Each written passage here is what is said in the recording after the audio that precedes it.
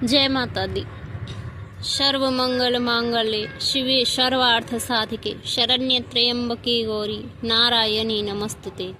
चामुंडा देवी यह शिव और शक्ति का स्थान है। इसे चामुंडा नंदकेश्वर धाम से भी जाना जाता है।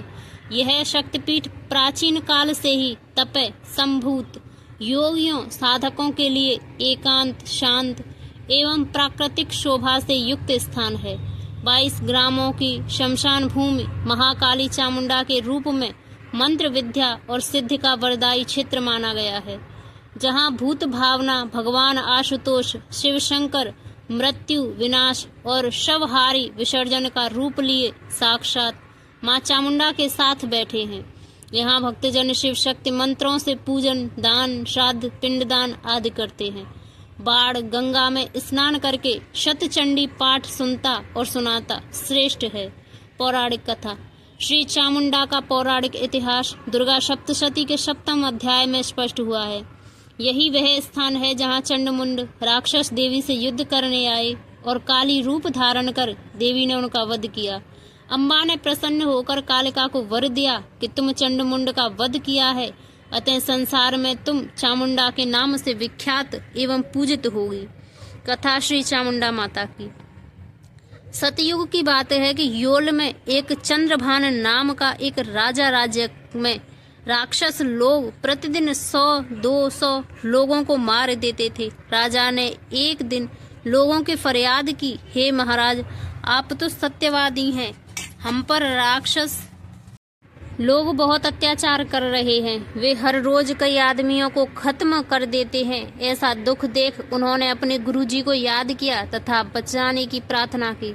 नदी के इस पार बाढ़ गंगा के किनारे उनके गुरुजी रहते थे।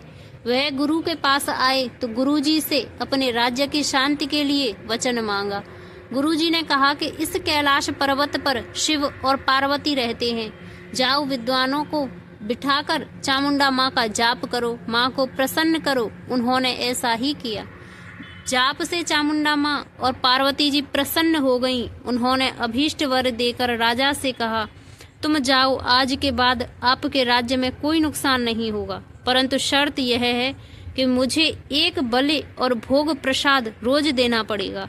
अतः राजा ने बात मान ली। 1,00,000-2 लाख घर में से कहीं एक घर की बारी आती थी।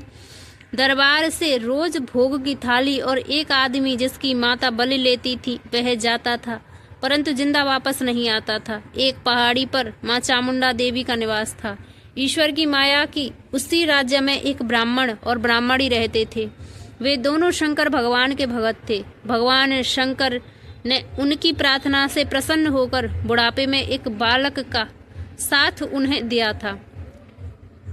अब एक दिन उनके घर की बारी आ गई। ब्राह्मण और ब्राह्मणी शंकर जी से प्रार्थना करने लगे कि हमें यह लड़का आपने ही आशीर्वाद में दिया था, फिर आज हमसे क्यों छीना जा रहा है, क्योंकि वह लड़का रुद्र की आराधना से वृद्ध अवस्था में उनके यहाँ पैदा हुआ था, अतः रुद्र दत्त के नाम से प्रसिद्ध था। बलिदान के लिए उसकी बूढ़ी माता ने अनेक प्रकार के भोजन बनाकर रुद्रदत्त को खिलाए, परंतु भोग ले जाने को नहीं बोल पाई।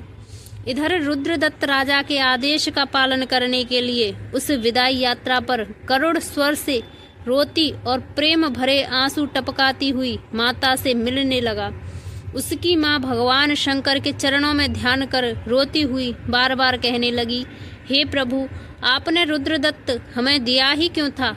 ब्राह्मण और ब्राह्मणी के दुख को देखकर शंकर भगवान जी साधु के वेश में उनके घर आए और उनसे पूछने लगे कि आप इतने दुखी क्यों हैं।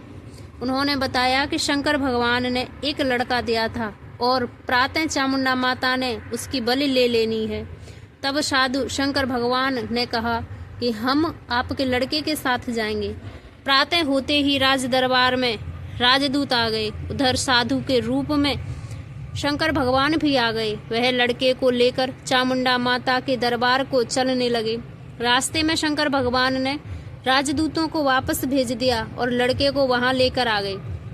जिस स्थान पर शंकर भगवान का मंदिर है वे साधु वहां वह एक और बैठ गए और लड़के की भी आंखें बंद करके बैठने को कहा। तब चामुंडा माता ने रात को राजा को स्वप्न में दर्शन दिए और कहा कि आज मुझे बलि प्राप्त नहीं हुई, अतः मैं तुम्हारे राज्य का सर्वनाश कर दूंगी। तब राजा ने सुबह उठते ही राज्य में ढिंढोरा पिटवा दिया। सभी और लड़के को ढूंढने की कोशिश होने लगी। सिपाही ढूंढते ढूंढते उस मंदिर में जा पहुंचे।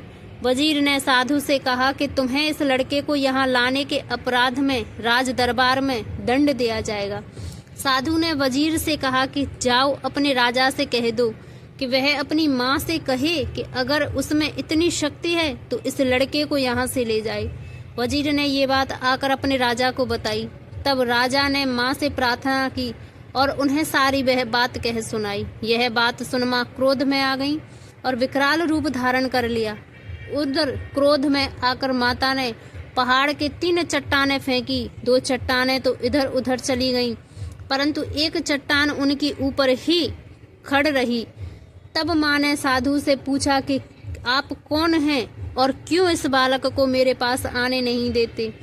तब भगवान शंकर ने अपने दिव्य दर्शन देकर कहा कि निरपराधों का बल ठीक नहीं, तुम ऊपर मंदिर में विराजमान हो जाओ, मेरा स्थान नीचे रहेगा। उन्होंने लड़के को घर वापस भेज दिया।